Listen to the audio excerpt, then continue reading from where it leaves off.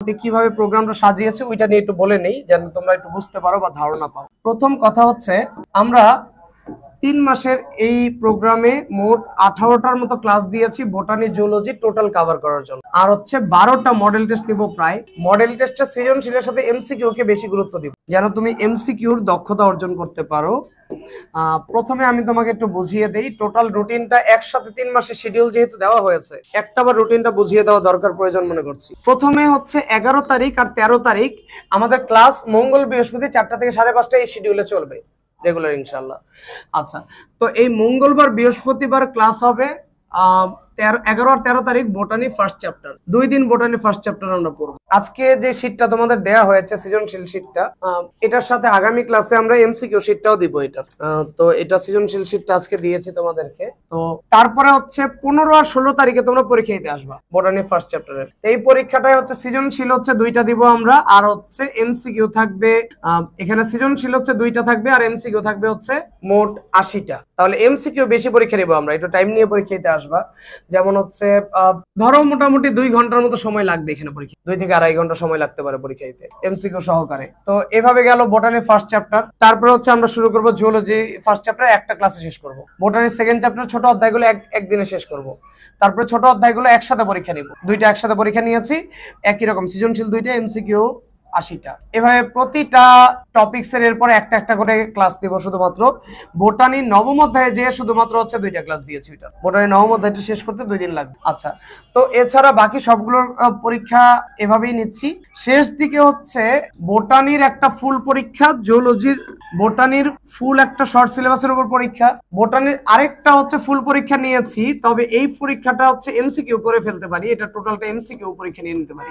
Total botany একটা সৃজনশীল পরীক্ষা নিব, বোটানি একটা এমসিকিউ পরীক্ষা নিব টোটাল। আবার জুলজিরও এরকম করতে পারি, জুলজির একটা সৃজনশীল পরীক্ষা নিলাম আর জুলজির একটা টোটাল এমসিকিউ পরীক্ষা নিলাম, এরকম শেষ করে তারপর হচ্ছে আমরা ক্লোজ করবো ইনশাআল্লাহ শর্ট সাজেশন দিয়ে। তো আজকে থেকে আমরা শুরু করছি ইনশাআল্লাহ। রুটিন নিয়ে আর কোনো কোশ্চেন থাকলে বলতে পারো। রুটিনে 2 দিন শিডিউল করে দিয়েছি না, রুটিনের মধ্যে 2 দিন করে শিডিউল দিয়েছি। যেমন দেখো এই রুটিনটায় মানে বোটানি ফার্স্ট চ্যাপ্টারের যে মডেল টেস্টটা, এটা তুমি শনিবার রবিবার যে কোনো 2 দিনে একদিন এসে দিতে পারবা। সকাল 9টা থেকে বিকাল 5টার মধ্যে যে কোনো 2 ঘন্টা এসে তুমি পরীক্ষাটা দিয়ে যাবে, ঠিক আছে? রুটিনের মধ্যে তারিখ ডেট সবকিছু ঠিক করে লেখা আছে, তোমরা এটা দেখে নিও। আমরা অধ্যায়ের আলোচনা শুরু করে দিব এখন। আমরা এই সৃজনশীল শীটটা ধরে ধরে আগাবো এখন, সৃজনশীল শীটটা ধরে ধরে আগাবো। এখান থেকে একটা শীট নিয়ে যাও। দেখো এই শীটের মধ্যে প্রথমে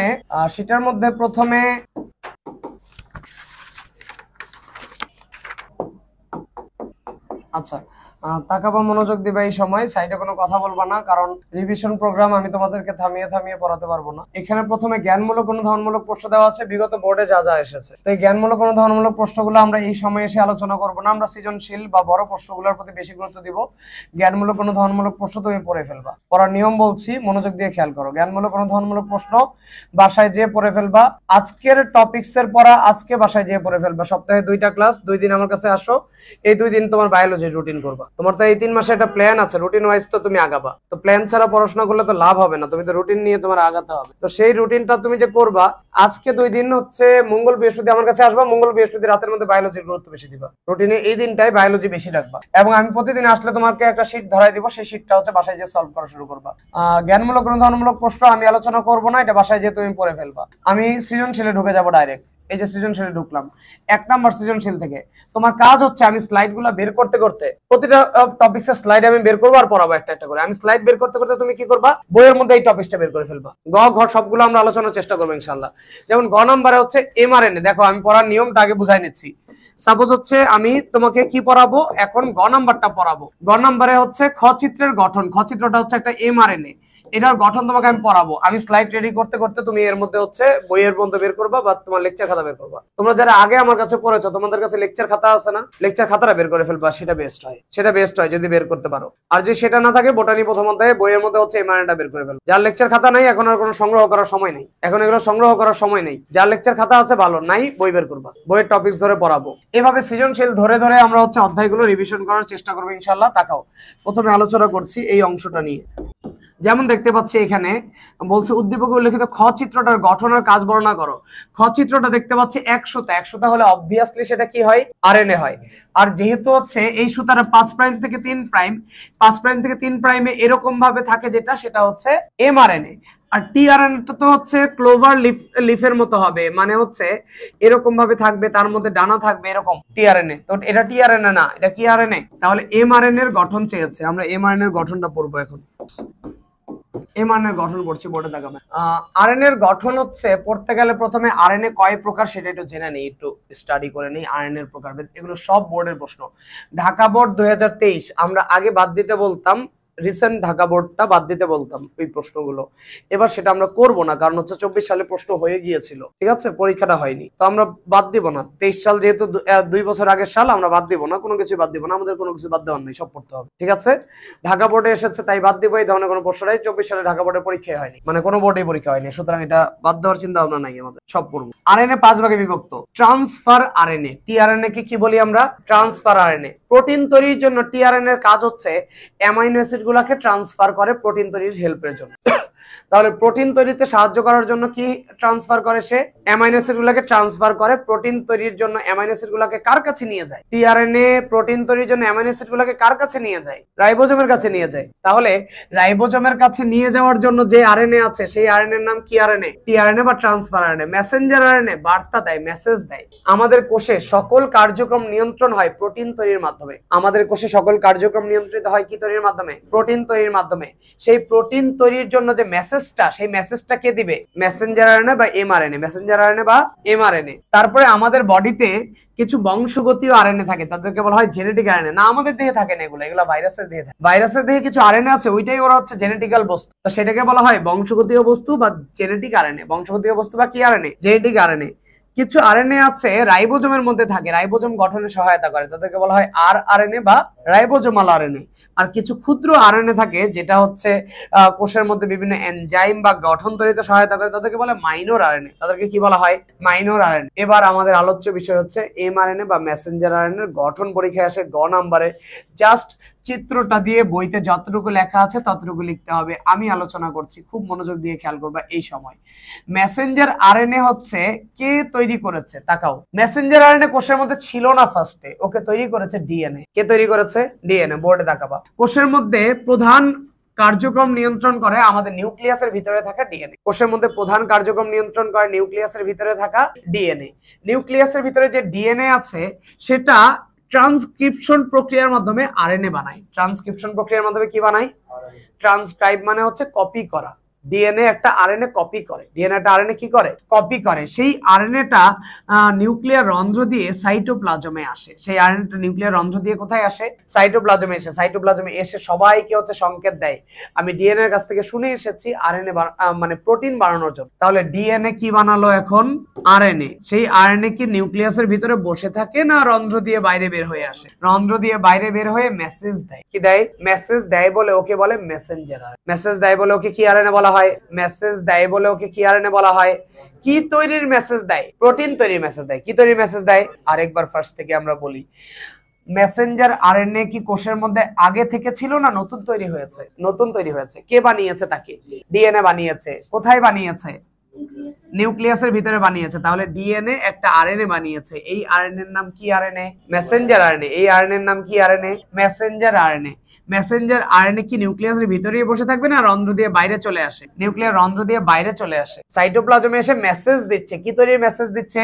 প্রোটিন তৈরির মেসেজ দিচ্ছে। এখন মেসেঞ্জার আরএনএ মেসেজ দিলে কে তার মেসেজে সাড়া দিবে? যেগুলো প্রোটিন তৈরির কাজে লাগে সেগুলো সাড়া দিবে। প্রোটিন তৈরির সাড়া দেয় হচ্ছে রাইবোজোম। রাইবোজোম প্রোটিন তৈরির যন্ত্র। রাইবোজোম প্রোটিন তৈরির কি? প্রোটিন তৈরির যন্ত্র প্রথমে চলে আসছে। প্রোটিন তৈরির যন্ত্র প্রথমে চলে এসেছে। প্রোটিন তৈরির যন্ত্র এসেছে রাইবোজোম। কিন্তু রাইবোজোম প্রোটিন বানাইতে গেলে রাইবোজোমের কি লাগবে? অসংখ্য কি লাগবে প্রোটিন তৈরি করতে? অ্যামাইনো অ্যাসিড লাগবে। সেই অ্যামাইনো অ্যাসিড গুলো কে এনে দিবে? Transfer RNA. ট্রান্সফার আরএনএ তখন ধরে ধরে একটা একটা করে অ্যামাইনো অ্যাসিড কে এনে দেয়। এভাবে প্রোটিন তৈরির কাজে সর্বপ্রথম হচ্ছে কাজে নেমেছে হচ্ছে মেসেঞ্জার আরএনএ। সাইটোপ্লাজমে এসে বার্তা দিয়েছে। তারপরে রাইবোজোম টিআরএনএ এসে ওকে হেল্প করছে। আজকে আমাদের আলোচ্য বিষয় হচ্ছে মেসেঞ্জার আরএনএ। প্রথমে সংজ্ঞা দিয়েছি, এভাবে ব্যাখ্যা শুরু করেছি আমরা। বইয়ের মধ্যে যাদের আছে বই দেখতে পারো, একই জিনিস। আচ্ছা, বোর্ডে লক্ষ্য করো, যেই টপিকস গুলো পড়াচ্ছি তোমার কাজ হচ্ছে বাসায় যে এই টপিকস গুলো টোটাল পড়ে ফেলা। টোটাল এই যে আজকে পড়বা, এই পড়াটা হচ্ছে যেন 4 মাস তোমার মাথায় থাকে। 3 মাস সময় পাচ্ছ আর চতুর্থ মাসে পরীক্ষা দিবা, 4 মাস যেন মাথায় থাকে। এমন ভাবে পড়লা যে প্রতিদিনই হচ্ছে পাগলের মতো অনেক পড়তেছো, দিন শেষে সকালে কিচ্ছু মনে থাকছে। এই পড়াটা পড়ো না, অনুরোধ করছি। শেষ তুমি মেসেঞ্জার আয়নে পড়তেছো, 1 ঘন্টা লাগুক, এটা পড়তে হচ্ছে 10 মিনিট লাগে, 1 ঘন্টা লাগলেও তুমি 1 ঘন্টা টাইম নিয়ে পড়বা। কিন্তু এমন ভাবে পড়বা যে এটা 4 মাস মাথায় থাকে, 4 মাস আমি ভুলবো না, এটা আর পড়বো না আমি, কিন্তু পরীক্ষা অ্যান্সার করতে পারবো। এমন ভাবে পড়বা, একদম ডিপলি পড়বা, এটা ভালো করে পড়বা, ভুলে যাচ্ছ আবার পড়ো, মাথার মধ্যে নিয়ে তারপর এটাকে ছাড়বা। সব পড়লা কিছুই মাথায় রাখতে পারলে না, ওই পড়া পড়ো না, কোনো কাজে লাগবে না তোমার। একটা পড়ো, একটা পড়লে হচ্ছে তুমি এই 4 মাস আর রিভিশন করো না, কিন্তু পরীক্ষার 4 মাস পরে আসছে তুমি এটা অ্যান্সার করতে পারবা, এরকম স্টাইলে পড়ো। আমি যেই কয়টা পড়াবো, যে কয়টা সলভ করতে পারি আজকে, আগামী ক্লাসে তো এটাই সলভ করবো। যে কয়টা সলভ করতে পারি সেই কয়টা পড়বা না, তুমি আর সব পড়ার চেষ্টা করবে, তুমি সবগুলো শেষ করে ফেলবা। কারণ আমি তো ধরো হচ্ছে 10টা সৃজনশীল সলভ করলাম, তোমার তো হচ্ছে পড়তে হবে সবগুলা, ঠিক আছে? তুমি সবগুলো সলভ করতে থাকবা। আচ্ছা, আমি আলোচনা শুরু করে দিচ্ছি। মেসেঞ্জার আরএনএ সংজ্ঞা পড়ছি। যেসব আরএনএ ডিএনএ এর সংকেত অনুযায়ী কাজ করে। কার সংকেত অনুযায়ী কাজ করে? মেসেঞ্জার আরএনএ কি আসলে তার নির্দেশ পালন করছে, না অন্য কারো নির্দেশ বাস্তবায়ন করছে? অন্য কারো নির্দেশ বাস্তবায়ন করছে। এমআরএনএ কে বানাইছে? ওর কথা শুনতে হবে, ওর কথা শুনতে হবে। তাহলে ডিএনএ এর নির্দেশে এমআরএনএ হচ্ছে প্রোটিন তৈরির বার্তা দিল। এই কথা খেয়াল করো, আমি একটু আগে বলছি না মেসেঞ্জার আরএনএ প্রোটিন তৈরির বার্তা দেয়, কার নির্দেশে? ডিএনএ এর নির্দেশে। এই কথাটা বলতে হবে। এই যে পুলিশ হচ্ছে যেই মানুষকে যে হচ্ছে যেই কার্যক্রমটা রাস্তায় নেমে করতেছে, এটা কি পুলিশ নিজের কাজটা করে, নাকি মন্ত্রী এমপি যা নির্দেশ দিয়েছে সেই কাজগুলো করছে? নির্দেশ অনুযায়ী কাজ করছে, নির্দেশ অনুযায়ী কাজ করছে। তাহলে এই মেসেঞ্জার আরএনএ ডিএনএ সংকেত অনুযায়ী কি তৈরির কাজ করবে? অ্যাকচুয়ালি সে প্রোটিন তৈরির একটা প্লেট হিসেবে কাজ করে। প্রোটিন তৈরির একটা কি হিসেবে কাজ করে? প্লেট। প্লেটকে আমরা বলি ছাঁচ। প্লেটকে আমরা কি বলি? এই মেসেঞ্জার আরএনএ এর উপর প্রোটিন তৈরি হবে, এটার উপরে প্রোটিন তৈরির কাজটা হবে। মেসেঞ্জার আরএনএ এর প্লেটের উপর প্রোটিন তৈরির কাজটা হবে। তাই মেসেঞ্জার আরএনএ প্রোটিন তৈরির প্লেট হিসেবে কাজ করে। মেসেঞ্জার আরএনএ প্রোটিন তৈরি কি হিসেবে কাজ করে? প্লেট হিসেবে কাজ করে। তাহলে মেসেঞ্জার আরএনএ প্রোটিন তৈরির প্লেট হিসেবে কাজ করে অ্যামাইনো অ্যাসিড গুলাকে জোড়া দিবে। অ্যামাইনো অ্যাসিড গুলাকে কি করবে? কিন্তু কোন অ্যামাইনো অ্যাসিডের উপর কোন অ্যামাইনো অ্যাসিড জোড়া দিতে হবে সেটা লিখে দিয়েছে, সেটা ডিএনএ কি করেছে? লিখে দিয়েছে। তাহলে অ্যামাইনো অ্যাসিডের অনুক্রম বাছাই করবে। অ্যামাইনো অ্যাসিডের কি বাছাই করবে? মানে অ্যামাইনো অ্যাসিডের সিরিয়াল বাছাই করে হচ্ছে জোড়া দিয়ে প্রোটিন বানাবে। অ্যামাইনো অ্যাসিডের সিরিয়ালগুলো জোড়া দিবে, এটাকে বলা হয় মেসেঞ্জার আরএনএ। তাহলে মেসেঞ্জার আরএনএ যা পড়লাম এটাকে বইয়ের ভাষা বাদ দিয়ে আমার ভাষায় বলি। ডিএনএ একটা আরএনএ বানিয়েছে, কার সংকেত বাস্তবায়ন করবে? তাহলে এটা ডিএনএ সংকেত অনুযায়ী এই আরএনএটা বসে থাকবে না, মেসেজ দিতে বাইরে চলে আসবে। মেসেজ দিতে বাইরে চলে আসবে, তাই তার নাম মেসেঞ্জার আরএনএ। এবং প্রোটিন বানানোর জন্য কি বাছাই করবে? সে অনেকগুলা অ্যামাইনো অ্যাসিডের সিরিয়াল বাছাই করবে। কোন অ্যামাইনো অ্যাসিড বাছাই করতে হবে সেটা কে লিখে দিয়েছে? এখানে ডিএনএ লিখে দিয়েছে। তাহলে নির্দিষ্ট প্রোটিন তৈরির প্লেট এটা। প্রোটিন তৈরির বার্তা কোত্থেকে কোথায় বহন করেছে? প্রোটিন তৈরির বার্তা কোত্থেকে কোথায় বহন করেছে? নিউক্লিয়াস থেকে। এখানে তাকাও, পড়ার সময় এই দিকে মনোযোগটা দাও। বই এখন খুঁজো না, বই বাসায় যেয়ে খুঁজবা। শীত এখন দেখো না, এখানে পড়ার মধ্যে থাকো। পড়াটা মাথায় নিয়ে যাও, বাসায় যেয়ে পড়বা। এখন মাথায় নিয়ে যাও, এখন খালি কথাটা শুনো, শুনলে তোমার বাসায় যেয়ে পড়তে হেল্প হবে। এতটুকুই আমাদের কাজ। নিউক্লিয়াস থেকে মেসেঞ্জার আরএনএ নিউক্লিয়াস থেকে কোথায় বার্তা বহন করলো? সাইটোপ্লাজমে। তাহলে নিউক্লিয়াস থেকে সাইটোপ্লাজমে বার্তা বহন করেছে। কিন্তু মেসেঞ্জার আরএনএ একাই কি প্রোটিন বানাতে পারবে, নাকি হেল্প লাগবে কারো? হেল্প লাগবে কার হেল্প লাগবে? রাইবোজোম টিআরএনএ এর সাহায্যে সে কাজটা করবে। রাইবোজোম জোড়া দিবে অ্যামাইনো অ্যাসিড গুলোকে। রাইবোজোম অ্যামাইনো অ্যাসিড গুলোকে কি করবে? আর অ্যামাইনো অ্যাসিড গুলোকে এনে দিবে কে? টিআরএনএ। তাহলে ডিএনএ থেকে আরএনএ তৈরি হয়েছে। ডিএনএ থেকে কি তৈরি হয়েছে? ডিএনএ থেকে আরএনএ তৈরির প্রক্রিয়াকে কি বলা হয়? ট্রান্সক্রিপশন, মানে কপি করা। ডিএনএ একটা আরএনএ কি করেছে? কপি করেছে। কপি করেছে কি প্রক্রিয়ায়? ট্রান্সক্রিপশন প্রক্রিয়ায়। এমআরএনএ একটা লম্বা চেইনের মতো বস্তু। এমআরএনএ একটা কি বস্তু? লম্বা চেইনের মতো বস্তু। তার প্রোটিন তৈরির কাজটা হবে মেইনলি মাঝখানে। প্রোটিন তৈরির কাজটা মেইনলি কই হয়? মাঝখানে। প্রোটিন তৈরির কাজটা মেইনলি কই হয়? মাঝখানে। এবং শুরুতে যে অংশগুলো আছে সেটা র্যান্ডম, সেটা হচ্ছে প্রোটিন তৈরিতে কোনো হেল্প করে না। প্রোটিন তৈরির জন্য নাইট্রোজেন বেস আছে এখানে। কি আছে? কয়টা করে নাইট্রোজেন বেস একত্রিত হয়ে প্রোটিন তৈরির বার্তা দেয়? 3টা করে নাইট্রোজেন বেস একত্রে মিলে একটা অ্যামাইনো অ্যাসিডকে ডাকার সংকেত দেয়, অ্যামাইনো অ্যাসিডকে নির্দেশ করে। তাই 3টা করে অ্যামাইনো অ্যাসিড, 3টা করে নাইট্রোজেন বেস মিলে, নাইট্রোজেন বেসগুলো তো জানো তোমরা, অ্যাডেনিন, গুয়ানিন, সাইটোসিন, থাইমিন, এগুলো নাইট্রোজেন বেস। কয়টা করে নাইট্রোজেন বেস মিললে একটা হচ্ছে অ্যামাইনো অ্যাসিডকে ডাকার মতো সংকেত দিতে পারে? 3টা করে নাইট্রোজেন বেস মিলে একটা অ্যামাইনো অ্যাসিডকে ডাকার মতো সংকেত দিতে পারে। 3টা করে নাইট্রোজেন বেস মিলে সংকেত দেয়, তাই এটাকে বলা হয় কোডিং অংশ। তাই এটাকে কি অংশ বলে? তাহলে 3টা করে নাইট্রোজেন বেস মিলে সংকেত দিচ্ছে বলে 3টাকে একত্রে কি অংশ বলা হচ্ছে? কোডিং বা কোডগুলা বা সংকেতগুলা, নির্দেশগুলা, প্রোটিন তৈরির নির্দেশগুলা কোন জায়গায় আছে? মাঝখানে। প্রোটিন তৈরির নির্দেশগুলা কই আছে? মাঝখানে। শুরুতে নাইট্রোজেন বেস আছে কিছু, কিন্তু সেটা প্রোটিন তৈরির নির্দেশ দেয় না, নির্দেশ দেয় না। সেই 5 প্রাইম প্রান্তকে বলা হয় লিডার। কি বলা হয়? লিডার। আর শেষ অংশকে বলে ট্রেইলার। শুরুতে কে থাকে? সামনের দিকে কে থাকে? লিডাররা। আর পেছনের দিকে কারা থাকে? পিছিয়ে পড়া বস্তু, ট্রেইলাররা থাকে পিছনে। তাহলে 3 প্রাইম প্রান্তেও প্রোটিন তৈরি হবে না। তাহলে এমআরএনএ এর 5 প্রাইম প্রান্তেও প্রোটিন তৈরি হবে না, 3 প্রাইম প্রান্তেও প্রোটিন তৈরি হবে না। তার কারণ হচ্ছে এখানে নাইট্রোজেন বেসগুলো কোনো সংকেত দিতে পারে না, কোনো সংকেত দিতে পারে না। সংকেত দিতে পারে তিনটা করে নাইট্রোজেন বেস জোড়া লাগে স্পেশাল বৈশিষ্ট্য বহন করে। অ্যামাইনো অ্যাসিডকে ডাকতে পারলে তখন বলবো যে সংকেত দিতে পারছে। সংকেত দেওয়ার কোডগুলো শুধুমাত্র কোন জায়গায় রাখা আছে? মাঝখানে। শুরুতেও কোনো কোড নাই, শেষেও কোনো কোড নাই। শুরুর অংশটাকে কি বলা হয়? লিডার। আর শেষ অংশটাকে কি বলা হয়? শুরু আর শেষে কি প্রোটিন তৈরি হবে? প্রোটিন তৈরি হবে কোন জায়গায়? মাঝখানে। তাহলে কোডিং অংশ। মাঝখানে তাহলে কি অংশ? কয়টা করে নাইট্রোজেন বেস মিলে কোড তৈরি হয়। এমআরএনএটা তৈরি হওয়ার সাথে সাথে নষ্ট হয়, মানে এমআরএনএর কাজ কি করা? প্রোটিন তৈরি করা। প্রোটিন তৈরি শেষ, এমআরএনএ ধ্বংস হয়ে যাবে। প্রোটিন তৈরি শেষ, এমআরএনএ ধ্বংস হয়ে যাবে। তাহলে এমআরএনএ অত্যন্ত কি ক্ষণস্থায়ী, তৈরির পরেই সাথে সাথে শেষ হয়ে যাবে। এটা এমআরএনএর গঠন বললাম। আমরা একটা সৃজনশীল সলভ করলাম। একের খতে বলেছে উদ্দীপকে ক চিত্রের এম আর এন অংশের উপস্থিতি অনুপস্থিতির উপর ভিত্তি করে কোষীয় পার্থক্য। এমটা হচ্ছে কি জিনিস? Nuclear membrane. আর এনটা কি? এনটা হচ্ছে এটা নিউক্লিওলাস। তো এই এম আর এন এর উপস্থিতি অনুপস্থিতির উপর ভিত্তি করে কোষের পার্থক্য করতে বলছে। এম আর এন এর উপস্থিতি থাকলে, মানে এম আর এন যদি উপস্থিত থাকলে তাহলে কি কোষ? প্রকৃত কোষ বা ইউক্যারিওটিক সেল। আর এম আর এন অনুপস্থিত থাকলে সেটা কি কোষ? আদি কোষ বা প্রোক্যারিওটিক সেল। আদি কোষ প্রকৃত কোষের মধ্যে পার্থক্য পারবার না, দেখা যেতে হবে একবার। তাহলে আদি কোষ প্রকৃত কোষের মধ্যে পার্থক্যটা পড়ে ফেললো। আমি হচ্ছে নেক্সট অংশে চলে যাই। 2 নম্বর সৃজনশীলে চলে যাচ্ছি। 2 নম্বর সৃজনশীলে বলেছে কে এর গঠন। কার গঠন এটা? মাইটোকন্ড্রিয়ার গঠন। খুব গুরুত্বপূর্ণ প্রশ্ন, খুব গুরুত্বপূর্ণ। এটা আলোচনা করব, খুব গুরুত্বপূর্ণ প্রশ্ন, এটা আলোচনা করব। মাইটোকন্ড্রিয়ার গঠন। আমি স্লাইড রেডি করতে করতে তুমি মাইটোকন্ড্রিয়াটা বের করে ফেলো। আমার কাজ হচ্ছে আমি স্লাইডটা বের করতে করতে তুমি মাইটোকন্ড্রিয়াটা বের করে ফেলো বইয়ের মতো। আচ্ছা, মাইটোকন্ড্রিয়ার গঠনটা নিয়ে আলোচনা করবো আমরা। মাইটোকন্ড্রিয়ার গঠন, তো মাইটোকন্ড্রিয়ার গঠনটা বই থেকে চিত্রটা প্র্যাকটিস করবেন। চিত্রের মধ্যে বাইরের স্তরটাও 2 লেয়ার, ভিতরের স্তরটাও কয় লেয়ার? 2 লেয়ার। দুইটাই 2 লেয়ার বিশিষ্ট হবে। এবং মাইটোকন্ড্রিয়ার গঠনটা আলোচনা করতে চাই এই মুহূর্তে, খুব মনোযোগ দিবা। আচ্ছা, মাইটোকন্ড্রিয়ার গঠনটা কথা বলছি। প্রথমে মাইটোকন্ড্রিয়ার মধ্যে আমরা দেখতে পাচ্ছি আবরণীর মধ্যে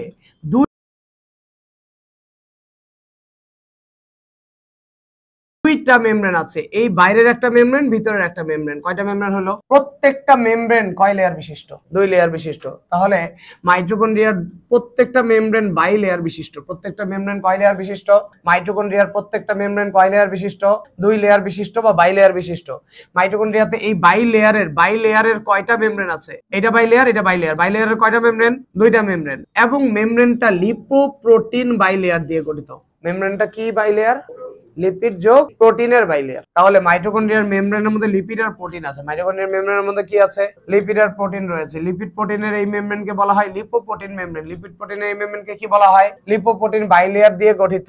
এখন খেয়াল করো, একটু খেয়াল করো, বাইরের মেমব্রেনটার মধ্যে কি কোনো ভাঁজ আছে বলতো? একদম স্মুথ একটা লেয়ার। কিন্তু ভিতরের লেয়ারটা ভিতরের দিকে কি হয়ে আছে বলতো? ভিতরের লেয়ারটা ভিতরের দিকে কি হয়ে আছে? ভাঁজ হয়ে আছে। মাইটোকন্ড্রিয়ার লেয়ার গুলো আমরা বলেছি যে 2টা লেয়ার 2 রকম। আমরা যদি একটা মাইটোকন্ড্রিয়া দেখি, বাইরের লেয়ারটার মধ্যে হচ্ছে কোনো ভাঁজ নাই, কিন্তু ভিতরের লেয়ারটা একটু পর ভিতর দিকে কি হয়ে থাকে? ভাঁজ হয়ে থাকে। এই ভাঁজ হয়ে থাকা অংশের মধ্যে গুরুত্ব আছে, এটা নিয়ে পরে আলোচনা করছি। মাইটোকন্ড্রিয়ার বাইরের মেমব্রেন আর ভিতরের মেমব্রেন 2 রকম। মাইটোকন্ড্রিয়ার কয়টা মেমব্রেন? 2টা মেমব্রেন। প্রতিটা মেমব্রেন আবার কয় লেয়ার? বাই লেয়ার হলা। প্রতিটা মেমব্রেন কয় লেয়ার হলা? বাই লেয়ার হলা। মাইটোকন্ড্রিয়ার এই বাইলেয়ার মেমব্রেনগুলো কি দিয়ে গঠিত হয়েছে? লিপোপ্রোটিন দিয়ে গঠিত হয়েছে। বাইরের মেমব্রেনটা ভাঁজবিহীন, তার কাজই হচ্ছে রক্ষা করা। বাইরের মেমব্রেনের কাজ মূলত কি করা? রক্ষা করা, বাইরের আঘাত থেকে রক্ষা করা। বাইরের মেমব্রেনের কাজ হচ্ছে রক্ষা করা। আরেকটা কাজ করে, বাইরের মেমব্রেনে একটা প্রোটিন আছে যেটা হচ্ছে কে ভিতরে ঢুকবে কে বাইরে বের হবে সেটা কন্ট্রোল করে, পরিবহন ব্যবস্থা নিয়ন্ত্রণ করছে, তাই এটাকে বলা হয় ট্রান্সপোর্ট প্রোটিন। পরিবহন ব্যবস্থা নিয়ন্ত্রণ করছে, তাই এই প্রোটিনকে কি বলা হয়? Transport protein. তাহলে বাইরের আর ভিতরের যাতায়াত ব্যবস্থা নিয়ন্ত্রণের জন্য যে প্রোটিন রয়েছে তাকে কি প্রোটিন বলা হয়? Transport protein. সক্রিয় ট্রান্সপোর্টে সহায়তা করে। কি কাজে সহায়তা করে? আর ভিতরের মেমব্রেনে রয়েছে ইলেকট্রন ট্রান্সপোর্ট চেইন, এটিপি তৈরির যন্ত্র, এটিপি সিনথেসিস। তাহলে এটিপি তৈরির যত সরঞ্জাম আছে সব কোন মেমব্রেনের মধ্যে লাগানো আছে? ভিতরের মেমব্রেনে। এটিপি তৈরি করতে গেলে ইলেকট্রন পরিবহন হওয়া লাগে, তাই এখানে রয়েছে ভিতরের মেমব্রেনে ইলেকট্রন ট্রান্সপোর্ট চেইন। তাই ভিতরের মেমব্রেনে কি রয়েছে? Electron transport chain. তাছাড়া হচ্ছে এটিপি তৈরির জন্য ভিতরের মেমব্রেনে কি রয়েছে? এটিপি সিনথেসিস নামক যন্ত্র। বাইরের মেমব্রেন আর ভিতরের মেমব্রেনের কাজের পার্থক্য কি? বাইরের মেমব্রেন কি করলো? রক্ষা করলো। তাছাড়া হচ্ছে কি করতে সহায়তা করলো, কিছু বস্তু ভিতরে ঢুকবে বাইরে বের হবে, ট্রান্সপোর্টে সহায়তা করেছে। আর ভিতরের মেমব্রেনের কাজটা মেইনলি কি, এটিপি তৈরি। তাহলে মেইন কাজ করে কি বাইরের মেমব্রেন না ভিতরের মেমব্রেন? ভিতরেরটা। কেন মেইন কাজ করে? কারণ মাইটোকন্ড্রিয়ার প্রধান কাজ কি, শক্তি তৈরি করা, এটিপি তৈরি করা। সেই কাজটা ভিতরের মেমব্রেন করতেছে, করার জন্য তার মধ্যে দুইটা জিনিস রয়েছে। কি কি আছে বলো? ইলেকট্রন ট্রান্সপোর্ট চেইন, আর কি রয়েছে? এটিপি সিনথেসিস নামক বস্তু। এটিপি সিনথেসিস মানে এটিপি সংশ্লেষ করার বস্তু। এটিপি সিনথেসিস মানে কি? এটিপি সংশ্লেষ করার বস্তু। তাহলে তোমাকে যদি প্রশ্ন করি মাইটোকন্ড্রিয়ার দুইটা মেমব্রেনের মধ্যে রক্ষণাত্মক মেমব্রেন কোনটা? বাইরেরটা। আর কর্মধায়ক মেমব্রেন কোনটা, মানে কাজ করার মেমব্রেন কোনটা? ভিতরেরটা। মাইটোকন্ড্রিয়ার দুইটা মেমব্রেনের মাঝখানে গ্যাপ আছে। কত গ্যাপ আছে? 6 থেকে 8 ন্যানোমিটার। মাইটোকন্ড্রিয়ার মধ্যে আমরা দেখতে পাচ্ছি দুটি কক্ষ রয়েছে। দুইটা মেমব্রেনের মাঝখানে যে কক্ষ আছে সেই কক্ষকে বলা হচ্ছে বহিস্থ কক্ষ বা আন্তঃমেমব্রেন ফাঁকা স্থান। দুইটা মেমব্রেনের মাঝখানে যে গ্যাপটা, দুইটা মেমব্রেনের মাঝখানে একটু গ্যাপ আছে, দেখতে পাচ্ছ কি তুমি? এই গ্যাপটাকে বলা হয় বহিস্থ কক্ষ। এটাকে কি বলা হয়? বহিস্থ কক্ষ। আর ভিতরের মেমব্রেনের মাঝখানে যে কক্ষটা আছে সেটাকে বলা হয় অভ্যন্তরীণ কক্ষ। সেটাকে কি বলা হচ্ছে? অভ্যন্তরীণ কক্ষ। ভিতরের মেমব্রেনের মাঝখানে যে জায়গাটা আছে সেটাকে কি কক্ষ বলা হয়? অভ্যন্তরীণ কক্ষ। আর অভ্যন্তরীণ কক্ষের মধ্যে জেলির মতো বস্তু রয়েছে। জেলির মতো বস্তুকে কি বলা হয়? ম্যাট্রিক্স। অভ্যন্তরীণ কক্ষের ভিতরে জেলির মতো যে বস্তু রয়েছে তাকে কি বলা হচ্ছে? ম্যাট্রিক্স। আরেকবার মাইটোকন্ড্রিয়া নিয়ে কথা বলছি। মাইটোকন্ড্রিয়ার দুই মেমব্রেনের মাঝখানে যে কক্ষ রয়েছে সেই কক্ষকে কি কক্ষ বলে? বহিস্থ কক্ষ। আর ভিতর মেমব্রেন দিয়ে আটকানো জায়গাকে কি বলা হয়? অভ্যন্তরীণ কক্ষ। আর অভ্যন্তরীণ কক্ষের মধ্যে জেলির মতো যে বস্তু রয়েছে তাকে কি বলা হয়? ম্যাট্রিক্স। ভিতরের স্তরটা ভিতরের দিকে ভাঁজ হয়ে আঙ্গুলের মতো অংশ তৈরি করেছে। সেই আঙ্গুলের মতো অংশগুলোকে কি বলা হয়? ক্রিস্টি। সেই আঙ্গুলের মতো অংশগুলোকে কি বলা হয়? ক্রিস্টি। মাইটোকন্ড্রিয়ার ভিতরে বৃন্তযুক্ত গোলাকার বস্তু রয়েছে, মানে এরকম ডান্ডাওয়ালা গোল গোল বস্তু রয়েছে, তাদেরকে বলা হয় অক্সিজোম। তাদেরকে কি বলা হয়? মাইটোকন্ড্রিয়ার ভিতরে এই সূক্ষ্ম দানাগুলোকে অক্সিজোম বলে। অক্সিজোম মানে অক্সিজেন লাইক বস্তু। কিসের মতো দেখতে? অক্সিজেনের মতো গোল বস্তুকে বলা হয় অক্সিজোম। অক্সিজোমের মধ্যে ডান্ডা থাকতেও পারে, ডান্ডা নাও থাকতে পারে। তাহলে অক্সিজোম কয় ধরনের হতে পারে? বৃন্তওয়ালা, আবার বৃন্ত ছাড়া। বৃন্তওয়ালা অক্সিজোম হতে পারে, বৃন্তক অবৃন্তক হতে পারে। এই অক্সিজোম গুলোর মধ্যে তিনটা বস্তু রয়েছে। একটা হচ্ছে মস্তক, এটা মস্তক। এটা হচ্ছে বোটা বা বৃন্ত, আর এটা হচ্ছে ভূমি। তাহলে অক্সিজেনের মধ্যে কয়টা জিনিস রয়েছে? তিনটা জিনিস রয়েছে। বর্তমানে যাকে এটিপি সিনথেসিস বলা হচ্ছে সম্ভবত আগে তাকে অক্সিজেন বলা হতো। তাহলে অক্সিজেন নামটা বর্তমানে আর ব্যবহার আমরা করি না। তো অক্সিজেন কাকে বলা হতো? সম্ভবত যে এটিপি তৈরি করার যে যন্ত্রটা, এটিপি সিনথেসিস, এটাকেই সম্ভবত আগে মানুষ কি বলতো? অক্সিজেন বলতো। মাইটোকন্ড্রিয়াতে সমগ্র ক্রিস্টির গায়ে এই ইলেকট্রন ট্রান্সপোর্ট চেইন আর এটিপি সিনথেসিস সমগ্র ক্রিস্টির গায়ে লেগে আছে। এটিপি সিনথেসিসের কাজই হচ্ছে এটিপি তৈরি করা। এটিপি সিনথেসিসের কাজই কি? আর ইলেকট্রন ট্রান্সপোর্ট চেইনের কাজ হচ্ছে ইলেকট্রন ট্রান্সপোর্টের মাধ্যমে এটিপি তে রূপান্তর করা শক্তিকে। মাইটোকন্ড্রিয়ার মধ্যে দুইটা আদিকোষীয় বৈশিষ্ট্য রয়েছে। একটা মাইটোকন্ড্রিয়ার ভিতরে একটা বৃত্তাকার ডিএনএ থাকে। মাইটোকন্ড্রিয়ার ভিতরে কি ডিএনএ থাকে? বৃত্তাকার ডিএনএ। আর রাইবোজোম থাকে কত এস? 70 এস। তাহলে মাইটোকন্ড্রিয়ার ভিতরে বৃত্তাকার ডিএনএ থাকে আর 70 এস রাইবোজোম থাকে। আচ্ছা, বৃত্তাকার ডিএনএ আর 70 এস রাইবোজোম কি হচ্ছে? প্রকৃত কোষের বৈশিষ্ট্য আর আদি কোষের বৈশিষ্ট্য? আদি কোষের বৈশিষ্ট্য। কারণ আদি কোষে 70 এস রাইবোজোম থাকে ব্যাকটেরিয়ার মধ্যে, আবার হচ্ছে বৃত্তাকার ডিএনএ থাকে। আমাদের ডিএনএ তো, আমাদের রাইবোজোম তো 80 এস, আর আমাদের ডিএনএ তো রেখার মতো, বৃত্তাকার না। তাহলে বিজ্ঞানীরা মনে করছে কোনো এক সময় হয়তোবা কোষের মধ্যে ব্যাকটেরিয়া ঢুকে পরে মাইটোকন্ড্রিয়া হয়ে গেছে। মনে হয় কোনো এক সময় কোষের মধ্যে ব্যাকটেরিয়া ঢুকে সেটা মাইটোকন্ড্রিয়ায় কনভার্ট হয়েছে। তাহলে মাইটোকন্ড্রিয়া আদিরূপ ছিল, বিজ্ঞানীদের ধারণা ব্যাকটেরিয়া ছিল মাইটোকন্ড্রিয়ার আদিরূপ। তাহলে ব্যাকটেরিয়া কোষের মধ্যে ঢুকে ক্ষতি করেছে না বন্ধু হয়ে গেছে? বন্ধু হয়ে শক্তি তৈরির কাজ করছে। মাইটোকন্ড্রিয়া কোষে ঢুকে বন্ধু হয়ে শক্তি তৈরির কাজ করছে। তাই মাইটোকন্ড্রিয়া এন্ডো, ভিতরে ঢুকছে। তাই কি বলা হচ্ছে? এন্ডো। ভিতরে ঢুকে হচ্ছে শত্রু হয়েছে না বন্ধু হয়েছে? বন্ধু হয়েছে। তাই সিমবায়ন্ট মানে হচ্ছে সহযোগিতামূলক সম্পর্ক তৈরি করছে। ভিতরে ঢুকে সম্পর্ক তৈরিকে বলা হয় এন্ডোসিমবায়ন্ট। ভিতরে ঢুকে সম্পর্ক তৈরির প্রক্রিয়াকে কি বলে? এন্ডোসিমবায়ন্ট। মাইটোকন্ড্রিয়া নিয়ে আলোচনা করছিলাম, শেষ করব, বোর্ডে দেখান। মাইটোকন্ড্রিয়ার বাইরে আর ভিতরে কয়টা মেমব্রেন রয়েছে? দুইটা মেমব্রেন। প্রতিটা মেমব্রেন কয় লেয়ার? বাইলেয়ার। তাহলে বাইলেয়ারের কয়টা মেমব্রেন রয়েছে? এখানে দুইটা মেমব্রেন রয়েছে। বাইলেয়ারের দুইটা মেমব্রেন রয়েছে। বাইরেটা ভাঁজবিহীন, ভিতরটা ভাঁজ যুক্ত। বাইরের মেমব্রেনের কাজ মূলত রক্ষা করা, তাছাড়া কয়েকটা জিনিস পরিবহন করতে সহায়তা করে। আর ভিতরের মেমব্রেনে যেহেতু ATP synthesis, electron transport chain আছে, তাই ভিতরের মেমব্রেনটা কাজ করতে পারবে এটিপি তৈরির। তাই ভিতরের মেমব্রেনটা কর্মধায়ক কাজ করতে পারে, বাইরেটা রক্ষণাত্মক। দুই মেমব্রেনের মাঝখানে একটু গ্যাপ আছে, এই গ্যাপটাকে বলা হয় বহিস্থ কক্ষ। এই গ্যাপটাকে কি বলা হয়? আর ভিতরের মেমব্রেন দিয়ে থাকা জায়গাকে কি বলা হয়? অভ্যন্তরীণ কক্ষ। অভ্যন্তরীণ কক্ষে জেলির মতো যে বস্তু রয়েছে তাকে কি বলা হয়? ম্যাট্রিক্স। মাইটোকন্ড্রিয়ার ভিতরের স্তরটা ভাঁজ হয়ে আঙ্গুলের মতো যে অংশ তৈরি করেছে তাকে কি বলা হয়? ক্রিস্টি। মাইটোকন্ড্রিয়ার ভিতরে কিছু দানা আছে, বিন্দুযুক্ত, বিন্দু ছাড়া, এই দানাগুলোকে বলা অক্সিজোম। অক্সিজোমের কয়টা জিনিস আছে? তিনটা, মস্তক, বোটা আর হচ্ছে ভূমি। অক্সিজেন কাকে বলা হয়? সম্ভবত বর্তমানে যাকে আমরা এটিপি সিনথেস বলছি এটাকে সম্ভবত অক্সিজেন বলা হয়তো। মাইটোকন্ড্রিয়ার ভিতরে আদি কোষের দুইটা বৈশিষ্ট্য পাওয়া যায়, কি কি? বৃত্তাকার ডিএনএ আর হচ্ছে 7 ডেস রাইবোজোম। বৃত্তাকার ডিএনএ আর 7 ডেস রাইবোজোম। এজন্য ধারণা করা হয় কোনো এক সময় আমাদের কোষের মধ্যে ব্যাকটেরিয়া ঢুকেছিল, ক্ষতি না করে বন্ধু হয়ে গেল, শক্তি তৈরির কাজে হেল্প করলো। সেই বন্ধুটার নাম দেওয়া হয়েছে এখন কি? মাইটোকন্ড্রিয়া। আর হচ্ছে মাইটোকন্ড্রিয়া যেহেতু ব্যাকটেরিয়া থেকে এসেছে, ব্যাকটেরিয়া ভিতরে ঢুকে উপকার করছে, তাই এটাকে বলা হয় এন্ডোসিম্বায়ন্ট। একে কি বলা হয়? এন্ডো মানে হচ্ছে ভিতরে ঢুকে, সিম্বায়োসিস বন্ধুপূর্ণ সম্পর্ক হয়ে গেছে। মাইটোকন্ড্রিয়া গেল। কে আর এল এর শারীরবৃত্তীয় কাজ পরস্পর নির্ভরশীল। শক্তি আর খাদ্য তৈরি পরস্পর কি নির্ভরশীল না নির্ভরশীল না বলো তো? শক্তি তৈরি হয় কোত্থেকে? তাকাও। সালোক সংশ্লেষণ বিক্রিয়া মুখস্থ আছে? কি বিক্রিয়া? কথা বলছো? সালোক সংশ্লেষণ বিক্রিয়া কোথায় হয়? ক্লোরোপ্লাস্টে। শ্বসন বিক্রিয়া মুখস্থ আছে? কি বিক্রিয়া? শ্বসন বা শক্তি তৈরির বিক্রিয়া কোথায় ঘটে? আচ্ছা মাইটোকন্ড্রিয়াই ধরো এখন, যেহেতু মাইটোকন্ড্রিয়া আলোচ্য বিষয়। তাহলে এই কাজ করতে যে তোমাকে হেল্প করেছে হচ্ছে ক্লোরোপ্লাস্ট। প্রথমে খাদ্য তৈরি করে দিয়েছে, দেন এই খাদ্য থেকে শক্তিটা তৈরি হলো না। ক্লোরোপ্লাস্ট না থাকলে কি তাহলে হচ্ছে মাইটোকন্ড্রিয়া শক্তি তৈরি করতে পারবে? খাদ্যটা পাবে কোত্থেকে? খাদ্যের সাপ্লাই তো বন্ধ হয়ে যাবে। আবার তুমি কি এই জিনিসটা দেখতে পাচ্ছ যে এখানে যে কার্বন ডাই অক্সাইডটা তৈরি হয়েছে শ্বসন প্রক্রিয়ায়, সেই কার্বন ডাই অক্সাইডটার সাহায্যে গাছ সালোক সংশ্লেষণ করতে পারছে। তাহলে একজনের আরেকজনের উপর কি নির্ভরশীল।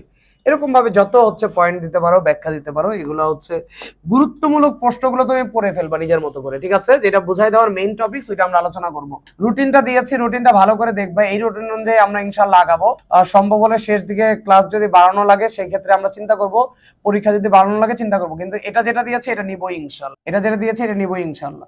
আচ্ছা, এবার হচ্ছে 3 নম্বর সৃজনশীলে চলে এসেছি। জীববিজ্ঞান শিক্ষক একটা আদর্শ উদ্ভিদ কোষের চিহ্নিত চিত্র আঁকলো, বাইরে এম আবরণী, ভিতরে হচ্ছে এন আবরণী।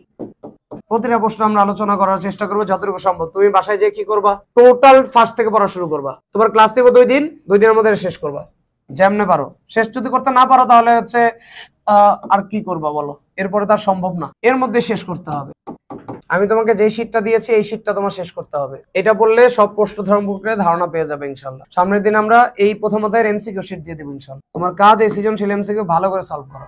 আচ্ছা, আলোচনার এই মুহূর্তে তোমার উদ্দীপকে একটু আগে বললো যে একটা কোষ এঁকেছে যার বাইরে একটা লেয়ার, ভিতরে একটা লেয়ার, তাই না? তাহলে 3 নম্বর সৃজনশীল প্রশ্নটার উদ্দীপকটা ধরো।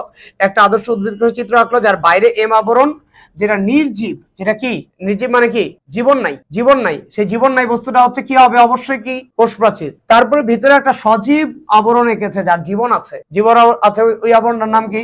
জীবন আছে মানে সেন্স আছে, ঠান্ডা গরম বুঝতে পারে, তথ্য পরিবহন করার ক্ষমতা রাখে। তাহলে যেটা কাজ করতে পারে সজীব বস্তু সেটা হচ্ছে কোষঝিল্লি। উদ্ভিদ কোষের বাইরে কয়টা লেয়ার থাকলো তাহলে? মোট 2টা। একটা মরা লেয়ার আর একটা জীবিত লেয়ার। মরা লেয়ারটার নাম কি আর জীবিত লেয়ারটার নাম কি? গ নম্বরের প্রশ্ন। গ নম্বরের প্রশ্নে আমাকে বলেছে যে এম আবরণটার ভৌত গঠন মানে কিসের ভৌত গঠন? এম মানে কোষ প্রাচীরের ভৌত গঠন। কোষ প্রাচীরের ভৌত গঠন বোর্ডে কয়েকবার এসেছে, আমরা আলোচনা করব। আর এন আবরণের গুরুত্ব, এন মানে কি? কোষঝিল্লি। গুরুত্ব পড়ে ফেলবা, আমি কোষ প্রাচীরের ভৌত গঠনটা পড়াই দিই। কোষ প্রাচীরের ভৌত গঠন পড়াচ্ছি, মনোযোগ দিবেন। একটা বিকশিত কোষ প্রাচীরকে কাটলে 3 লেয়ার পাওয়া যায়। বিকশিত একটা কোষ প্রাচীরকে কাটলে কয় লেয়ার পাওয়া যায়? 3 লেয়ার। একটা বিকশিত কোষ প্রাচীরকে যদি আমরা কাটলে দেখা যায় তার মধ্যে 3টা স্তর রয়েছে। একদম মাঝখানে থাকা স্তরটাকে বলা হয় মধ্যপর্দা। মধ্যপর্দার উপরে যে লেয়ারটা রয়েছে তাকে বলা হয় প্রাথমিক প্রাচীর। তার উপরে যে লেয়ারটা রয়েছে তাকে বলা হয় গৌণ প্রাচীর। তাহলে একটা বিকশিত কোষ প্রাচীর বা সুগঠিত কোষ প্রাচীর কয় স্তর বিশিষ্ট? 3 স্তর বিশিষ্ট। মধ্যপর্দা, প্রাথমিক প্রাচীর আর হচ্ছে গৌণ প্রাচীর। বিকশিত কোষ প্রাচীরের এই 3 স্তর নিয়ে কথা বলছি। প্রথমে কোষ প্রাচীরের মাঝখানের পর্দাটাকে বলে মধ্যপর্দা। মাঝখানের পর্দাটাকে কি বলা হয়? মধ্যপর্দা। তোমরা জানো একটা কোষ হচ্ছে ভাগ হয় কোষ বিভাজনের টেলোফেজ পর্যায়ে। আর টেলোফেজ পর্যায়ে ভাগ হয়ে কোষের মাঝ বরাবর একটা প্লেট তৈরি হয়, যে প্লেটটাকে বলা হয় কোষ প্লেট। সেই কোষ প্লেটটা থেকেই আস্তে আস্তে হচ্ছে মধ্যপর্দা তৈরি হয়েছে। কোষ প্লেটটাই মধ্যপর্দা, সেই কোষ প্লেটটাই কি? মধ্যপর্দা। তাহলে মাইটোসিস কোষ বিভাজনের কোন পর্যায়ে এটা সূচনা ঘটলো? টেলোফেজ পর্যায়ে এটা সূচনা ঘটলো। তাহলে এই যে কোষটা খেয়াল করো, এই যে টেলোফেজ পর্যায়ে কোষটা, কোষের মাঝখানে যে এই কোষ প্লেটটা তৈরি হচ্ছে, কোষ প্লেটটা তৈরির জন্য নিশ্চয়ই কোনো কেমিক্যাল এখানে এসে জড়ো হয়েছে। কোনো কেমিক্যাল জড়ো হয়ে একটা প্রাচীর তৈরি হয়েছে।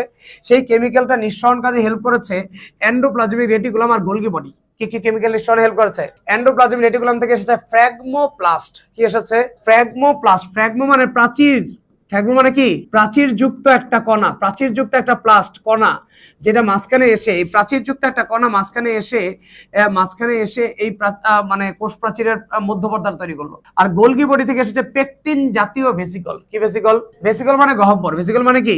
যেই গহ্বরের ভিতরে এমন কেমিক্যাল আছে যে কেমিক্যালটা কোষ প্রাচীরটাকে শক্ত করবে দেখে পেকটিন বলা হয়েছে। শক্ত করবে দেখে কি নাম দেওয়া হয়েছে? তাহলে কোষ প্রাচীর তৈরির জন্য ফার্স্টে কোষ প্রাচীরে যেই লেয়ারটা বানাইতে হবে সেই লেয়ারের নাম মধ্যপর্দা। সেই লেয়ারের নাম কি? মধ্যপর্দা তৈরির জন্য সহায়তা করেছে কি বলে এটা, এন্ডোপ্লাজমিক রেটিকুলাম আর কে? Golgi body. এন্ডোপ্লাজমিক রেটিকুলাম আর কে? এন্ডোপ্লাজমিক রেটিকুলাম থেকে কি এসেছে? ফ্র্যাগমোপ্লাস্ট। আর হচ্ছে গোলগি বডি থেকে কি এসেছে? পেকটিন জাতীয় ভেসিকল। পেকটিন জাতীয় ভেসিকল। তো হচ্ছে এন্ডোপ্লাজমিক রেটিকুলাম থেকে ফ্র্যাগমোপ্লাস্ট আর গোলগি বডি থেকে পেকটিন জাতীয় ভেসিকল মাঝখানে বসে কোষ একটা শক্ত অংশ তৈরি করেছে, যাকে নাম দেওয়া হচ্ছে কি? মধ্যপর্দা। প্রথম দিকে অ্যাসিডটা বেশি থাকে, পেকটিক অ্যাসিড বেশি থাকে। শক্ত করার জন্য যে অ্যাসিডটা, পেকটিক অ্যাসিডটা, সেটা একটু বেশি থাকে। তখন এটা কিসের মতো লাগে? জেলির মতো লাগে। অ্যাসিড বেশি থাকলে জেলির মতো লাগে। যখনই অ্যাসিড কমে লবণ হওয়া শুরু করে, অ্যাসিড থেকে লবণ হওয়া শুরু করে, পেকটিক অ্যাসিডটা আস্তে আস্তে পেকটিন লবণ হওয়া শুরু করে, তখন আস্তে আস্তে এটা কি হতে থাকে? শক্ত হতে থাকে। পেকটিক অ্যাসিড থেকে কয়টা লবণ তৈরি হয়? দুইটা, একটা ক্যালসিয়াম পেকটেট আর একটা কি? এই পেকটেট লবণ দুইটাকে বলা হয় পেকটিন। পেকটেট লবণ দুইটাকে একত্রে কি বলে? কিছু ক্ষুদ্র ক্ষুদ্র পেকটিনের দানা থাকে, তাকে বলা হয় প্রোটোপেকটিন। তাকে কি বলা হয়? তাহলে কোষ প্রাচীর তৈরির জন্য বোর্ডে তাকাবেন, কোষ প্রাচীর তৈরির জন্য ফার্স্টে হচ্ছে যে লেয়ারটা বানাইতে হবে, সেই মাঝখানের লেয়ারটাকে কি লেয়ার বলা হয়? মধ্যপর্দা তৈরি হয়েছে কোষ বিভাজনের কোন পর্যায়ে? টেলোফেজ পর্যায়ে। টেলোফেজ পর্যায়ে কোষের মাঝ বরাবর এসেছে ফ্র্যাগমোপ্লাস্ট আর গোলগি বডি, ফ্র্যাগমোপ্লাস্ট আর পেকটিন জাতীয় ভেসিকল। ফ্র্যাগমোপ্লাস্ট আর কি? ফ্র্যাগমোপ্লাস্ট তৈরি করতে কে হেল্প করেছে? ফ্র্যাগমোপ্লাস্ট কে নিয়ে এসেছে? Endoplasmic reticulum. আর পেকটিন জাতীয় ভেসিকল কে তৈরি করে দিয়েছে? তাহলে এন্ডোপ্লাজমিক রেটিকুলাম থেকে নিশ্চিত ফ্র্যাগমোপ্লাস্ট আর গোলগি বডি থেকে নিশ্চিত পেকটিন জাতীয় ভেসিকল মিলে হচ্ছে মাঝখানে মধ্যপর্দাটা তৈরি হয়েছে। প্রথম দিকে কি বেশি থাকে? অ্যাসিড বেশি থাকে, তাই জেলির মতো হয়। অ্যাসিডটা আস্তে আস্তে কি হওয়া শুরু করে? লবণ। কি কি লবণ হয়? ক্যালসিয়াম পেকটেট আর ম্যাগনেসিয়াম পেকটেট। অল্প পরিমাণে কি থাকে? প্রোটোপেকটিন। আচ্ছা, মধ্যপর্দার উপরে এক স্তর বিশিষ্ট লেয়ার থাকে, তাকে কি লেয়ার বলা হয়? প্রাথমিক প্রাচীর। প্রাথমিক প্রাচীরটা হচ্ছে এক স্তর বিশিষ্ট লেয়ার। এই প্রাথমিক প্রাচীর তৈরি হয়েছে তিনটা বস্তু দিয়ে, সেলুলোজ, হেমিসেলুলোজ আর কি? গ্লাইকোপ্রোটিন। সেলুলোজ, হেমিসেলুলোজ আর কি? গ্লাইকোপ্রোটিন। হেমিসেলুলোজের মধ্যে অনেকগুলো টাইপস আছে। জাইলোজ সুগার দিয়ে তৈরি হওয়াকে কি বলা হয়? জাইলেন্স। এরা কি বলে এটা, রাইবোজ সুগার দিয়ে তৈরি হওয়াকে বলা হয় অ্যারাবেন্স। তারপরে গ্যালাক্টোজ দিয়ে তৈরি হওয়া সুগার কি বলে এটা, শর্করাকে বলা হয় গ্যালাক্টেন্স। তো এরকম ভাবে বিভিন্ন কেমিক্যাল এখানে যুক্ত হয়েছে। তাহলে মধ্যপর্দার উপরে আরেকটা লেয়ার তৈরি হয়েছে, তাকে বলা হয় প্রাথমিক প্রাচীর। মধ্যপর্দার উপরে যে লেয়ার তৈরি হয়েছে তাকে কি বলা হয়? প্রাথমিক প্রাচীর। তৈরি করেছে কি কি? শর্করা জাতীয় বস্তু তিনটা শর্করা, সেলুলোজ, হেমিসেলুলোজ, গ্লাইকোপ্রোটিন। হেমিসেলুলোজের মধ্যে অনেকগুলো টাইপ আছে। জাইলোজ দিয়ে তৈরি হওয়া সুগারকে কি বলা হয়? জাইলেন্স। অ্যারাবিক বা হচ্ছে রাইবোজ দিয়ে তৈরি হওয়া সুগারকে কি বলা হয়? অ্যারাবেন্স। গ্যালাক্টোজ সুগার দিয়ে তৈরি হওয়াকে কি বলা হয়? গ্যালাক্টেন্স। জাইলোগ্লুকান নামক একটা হেমিসেলুলোজ থাকে, যেটা ক্রস লিঙ্ক হিসেবে কাজ করে, মানে সবগুলোকে বেঁধে রাখতে সহায়তা করে। সবগুলোকে বেঁধে রাখতে ক্রস লিঙ্ক হিসেবে কাজ করে হচ্ছে জাইলোগ্লুকান। আবার মধ্যপর্দার উপরে যে এক স্তর বিশিষ্ট লেয়ার রয়েছে তাকে কি বলা হয়? প্রাথমিক প্রাচীর। প্রাথমিক প্রাচীরের তৈরিতে সহায়তা করেছে সেলুলোজ, হেমিসেলুলোজ আর কে? গ্লাইকোপ্রোটিন। হেমিসেলুলোজ হিসেবে হচ্ছে কি কি থাকতে পারে টাইপ? জাইলেন্স, অ্যারাবেন্স, গ্যালাক্টোজ। একটা স্পেশাল হেমিসেলুলোজ আছে, নাম কি? জাইলোগ্লুকান। কি করতে সহায়তা করে? ক্রস লিঙ্ক করতে সহায়তা করে। সেকেন্ডারি প্রাচীর সবার তৈরি হয় না। সেকেন্ডারি প্রাচীর তৈরি হয় সবার না, শুধুমাত্র কার কার তৈরি হয়? ট্রাকিডার ফাইবার। সেকেন্ডারি প্রাচীর তৈরি হয় না কার? ভাজক কোষ অধিক বিপাকীয় কোষ। ভাজক কোষ তো একটু পর ভাগ হয়ে যায়, অনেক বেশি বিভাজন ক্ষমতা। বিপাকীয় কোষ বলা হয় ভাজক কোষকে, কারণ হচ্ছে বারবার কাজ করতে হয়। তো যেটা একটু পর ভাগ হয়ে যাবে সেকেন্ডারি প্রাচীর, সেটা তৈরি হওয়ার তো সময়ই পায় না। সেকেন্ডারি প্রাচীর তো সবার পরে তৈরি হবে, অনেক টাইম লাগবে এটা তৈরি হতে। সুগঠিত কোষে তৈরি হবে, যেটা আর বিভক্ত হবে না। তাহলে যেটা একটু পর ভাগ হয় সেটা কি হচ্ছে? সেকেন্ডারি প্রাচীর তৈরি হয় না। তাহলে সেকেন্ডারি প্রাচীর তৈরি হয় একদম স্থায়ী টিস্যুতে। কি কি নাম তার? ট্রাকিডার ফাইবার। সেকেন্ডারি প্রাচীর সবচেয়ে মোটা। সেকেন্ডারি প্রাচীর তৈরি হয়েছে সেলুলোজ আর কি জমা হয়ে? লিগনিন জমা হয়। সেকেন্ডারি প্রাচীর তৈরি হয়েছে সেলুলোজ আর কি জমা হয়ে? লিগনিন জমা হয়। আমি আলোচনার শেষ দিকে আছি। কোষ প্রাচীরের তিনটা স্তর: মধ্যপর্দা, প্রাথমিক প্রাচীর আর কি? সেকেন্ডারি প্রাচীর। মধ্যপর্দা হচ্ছে তৈরি হয়েছে কোষ বিভাজনের কোন পর্যায়ে? টেলোফেজ পর্যায়ে। মধ্যপর্দা তৈরির জন্য এন্ডোপ্লাজমিক রেটিকুলাম কি নিয়ে এসেছে? ফ্র্যাগমোপ্লাস্ট। গোলগি বডি কি নিয়ে এসেছে? পেকটিন জাতীয় ভেসিকল। প্রথম দিকে অ্যাসিড বেশি থাকে, তাই তখন কিসের মতো লাগে? জেলির মতো। আস্তে আস্তে অ্যাসিডটা কমে কি লবণ হয়? ক্যালসিয়াম পেকটেট, ম্যাগনেসিয়াম পেকটেট, একত্রে কি বলে? পেকটিন। তখন শক্ত হওয়া শুরু করে। মধ্যপর্দার উপর আরেকটা লেয়ার তৈরি হয়েছে, তার নাম কি? প্রাথমিক প্রাচীর হচ্ছে কি দিয়ে তৈরি হয়েছে?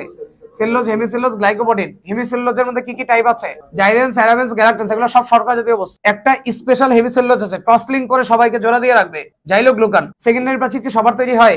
সেকেন্ডারি প্রাচীর হচ্ছে তৈরি হয় কার কার? স্থায়ী টিস্যু। ওরা স্থায়ী টিস্যু তৈরি হয়, যেটা ভাজক টিস্যু অধিক ভাগ হয়, একটু পর বিভক্ত হয়ে যায়, ওইটাতে সেকেন্ডারি প্রাচীর তৈরি হতে পারে না। সেকেন্ডারি প্রাচীর হচ্ছে তৈরি হয় সেই কোষে যেটা আর ভাগ হবে না, স্থায়ী হয়ে গেছে। সেকেন্ডারি প্রাচীর তৈরি করতে সহায়তা করেছে কে? সেলুলোজ আর লিগনিন। তো এটা কোষ ঝিল্লির ব্যাখ্যা, এটা তোমরা পারবা।